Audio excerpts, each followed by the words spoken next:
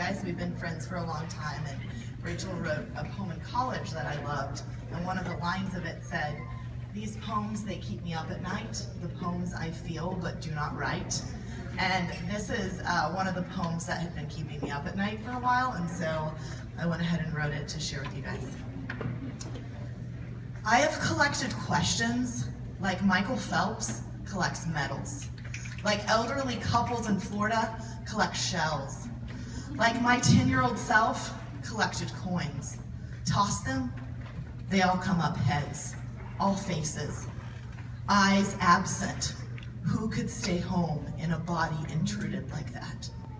Lines of abuse needled into neighbors, inked onto orphans, sleeved around strangers. There are not enough tattoo removal artists on this planet to undo the pain in this zip code alone.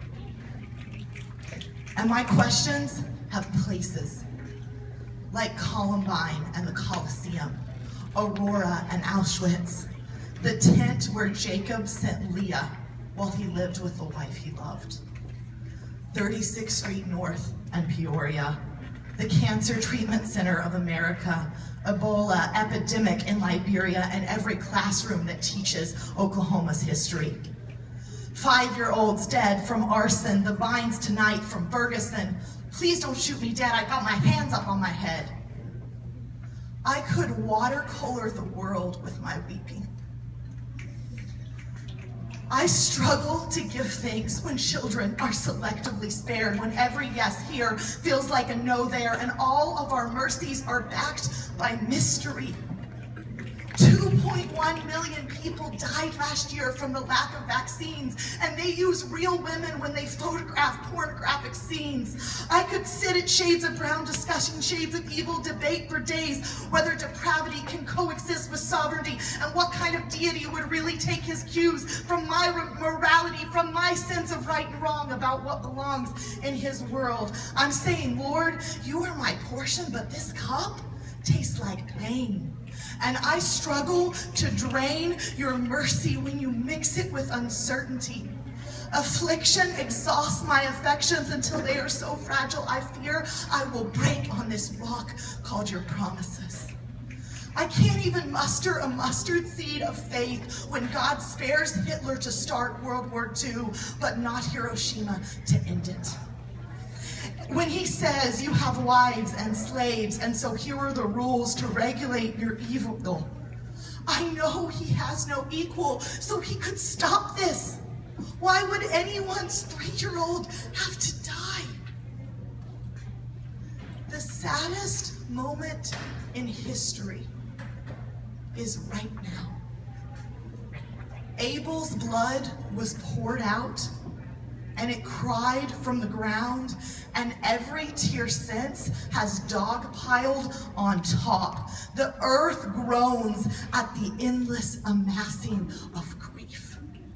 We are crushed by our collective catastrophe. How will we bear the weight of our sorrows? And what of our sins? Drape the yellow caution tape around this cosmos. We are living in a perpetual crime scene. Draw chalk outlines around everyone I love, because no one will escape my anger. I sink my claws into my open chest, searching for my broken heart to lay before the court as evidence in my pursuit of the condemnation of God. I shred my skin, expose my sin, lay bare instead a stone. The chief evil in the universe is my own. I am a collaborator with Cain. Traitor to truth, curator of complaints, manipulator of men. I am a domestic detonator.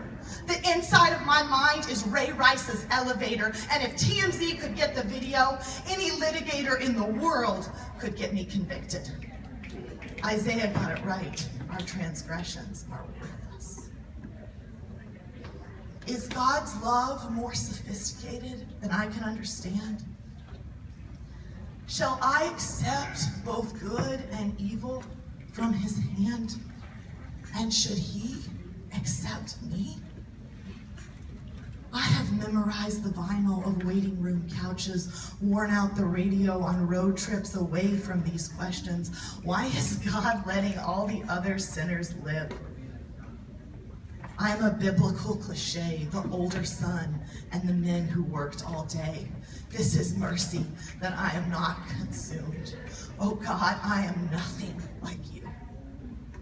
Are the gods not just? Oh no, child. What would become of us if they were?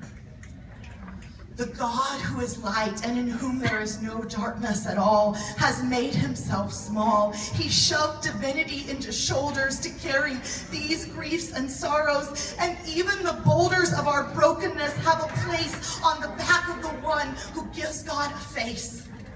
He put on flesh, then put himself to death, so I would not earn my wage when I take my last breath.